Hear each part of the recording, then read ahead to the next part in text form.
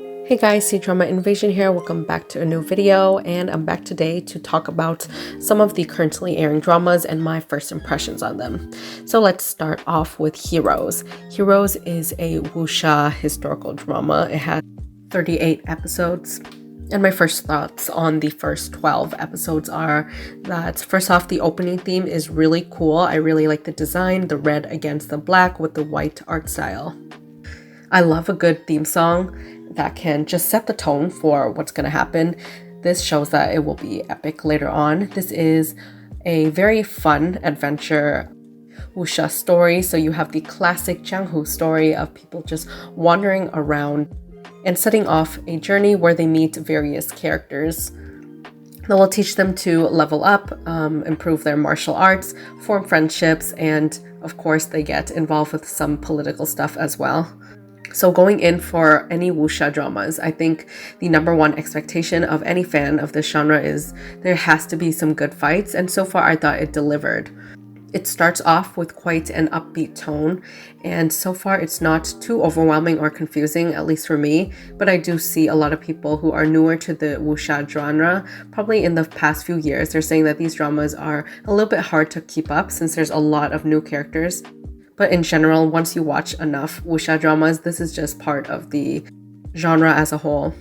I thought that the first episode really hooked me, and it's because there's like some cool moments, some fun moments, and you also have the adventure beginning. I thought it was well edited, and really from the beginning, I was captivated by the Meng and Ruoyun characters and pairing. They will make a very interesting pair, but later on you'll see like there seems to be an upcoming love triangle, and that's quite interesting as well. Let's see how it plays out. It was really nice to see some of these fight scenes, and I think one of the most standout ones from the first beginning episodes is that the festival scene. Tencent does have a bigger budget, so I'm glad that the first few episodes didn't disappoint.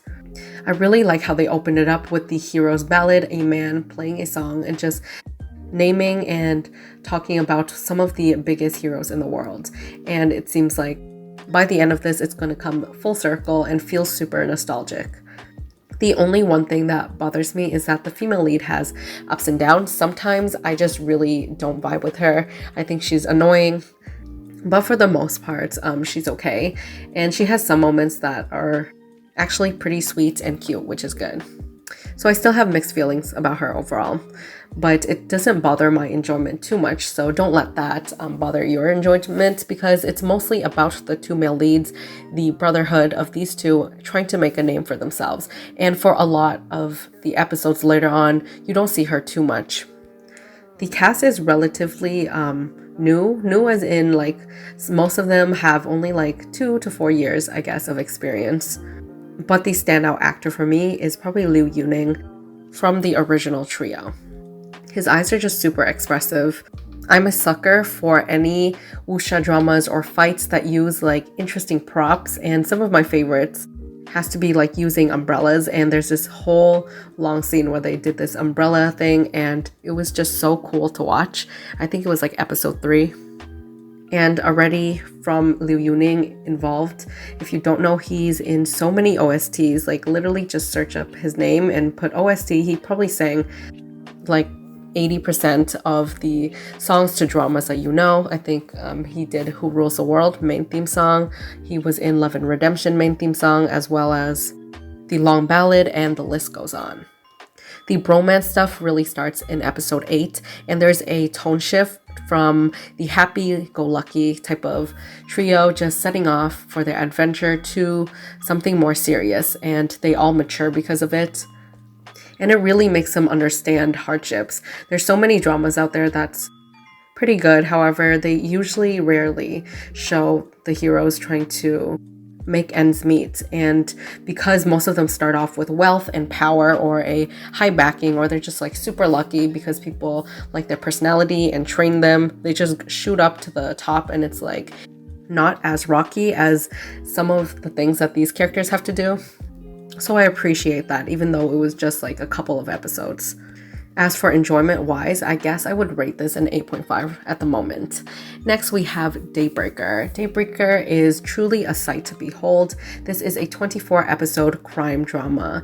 The cinematography here is literally just so out of this world. It just feels very 2000s Hong Kong drama film vibes.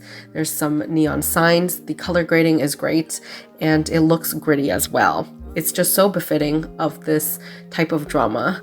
I can't really say too much about the plot. I would just say that it's very fast-paced, it's intricate, and if I say a lot more, I guess it will all be spoilery. So I would compare this to maybe dramas like The Wind Blows from Longxi or other dramas where there's a lot of political tension going on. However, this is just modern day and it has to do with gangs and undercover agents, corruptions, etc.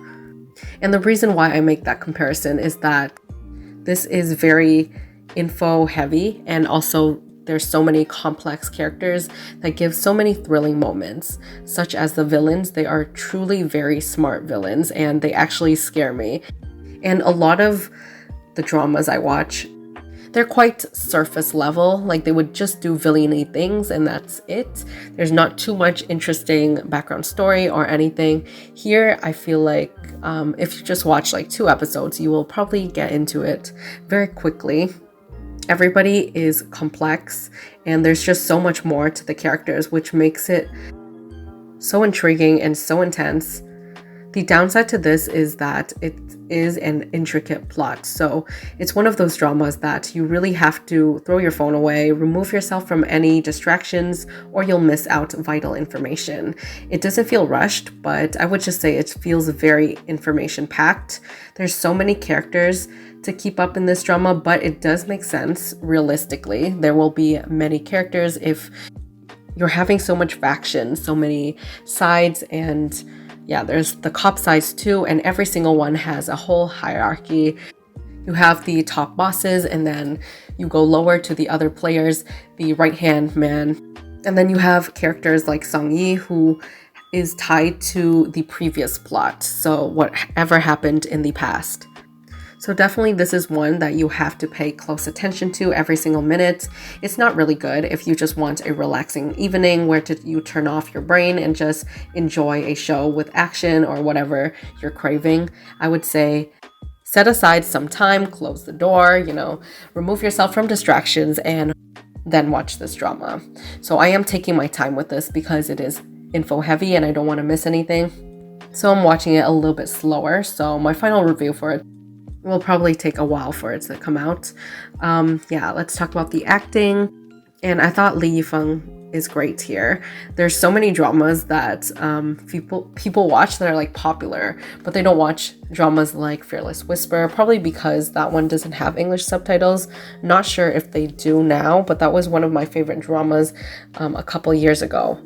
But he really does a good job portraying these complex characters that are really hard to portray. I think more serious roles suit him, and maybe he should continue doing mysteries because this one's definitely great. The only thing I'm a little bit nervous about is just probably the same for every single drama, is whether or not the ending will be satisfying. There's literally just so much going on that I wonder if they can wrap it up in a satisfying way. Okay, last but not least, we have Ordinary Greatness. This is definitely an intriguing one. I had my eye on this since it reminds me of the K-drama Live, and it sounds very similar to it. I really recommend that one. That one's a little bit more sad compared to this one, and they go into greater detail with traumatizing cases and like mental psyches of these characters. But Ordinary Greatness is a very refreshing drama. It's basically every single day life of a police officer in a grassroots police station, outside and away from the hustle and bustle of the city, which makes everything a little bit more toned down. I would say it's slower paced in the way that there's not like crazy cases or anything, but I don't think that's the point of this drama. Instead of a mystery or anything like that, I would call it a slice of life. The opening song is super upbeat and sets the tone for the first episode, but later on, as you keep on watching, you'll see there's so many sides to these characters, making them feel real. They all deal with their own problems, and in a way they're very realistic, and they also comment on just society as a whole, but without doing it in a way that's like in your face. For example, from the first 2 to 3 episodes, Bai Lu's character is kind of treated like a trophy. Her dad was a beloved officer and everyone favors her because of this. They're quite biased to her on the outside appearance, but the truth is all she wants to do is to prove her worth, go on missions, and just do normal things. But due to them being overprotective of her, they kind of put her on a pedestal, and they also have like traditionalist mentality where like women shouldn't do all of the brutal work, let men do it, and literally they don't let her do anything in this drama, and it's really frustrating. I feel bad for her. She's kind of just there while everybody's doing the work, and she's just witnessing, standing in a corner and trying to help as much as she can, but they usually kind of stop her. Unless like it's very dire or like she's the only one that can do the job, they probably won't let her do it. So that aspect is really frustrating because like it's very realistic in a way where nobody's going to be outright rude to her or anything, but you can tell like she feels a certain way about it. She feels like maybe she's degraded and unworthy compared to her other rookie male counterparts, which they start off at the same footing too. And it's various comparisons of the characters. There's like 4 rookie cops, and you see all of them struggle with their own circumstances. I would say that Zheng Ruoyun's character here is the most upbeat, and he also brings the most comedy to the story, but it's played down compared to some of his other over-the-top characters, which is nice because it really suits the tone of this drama.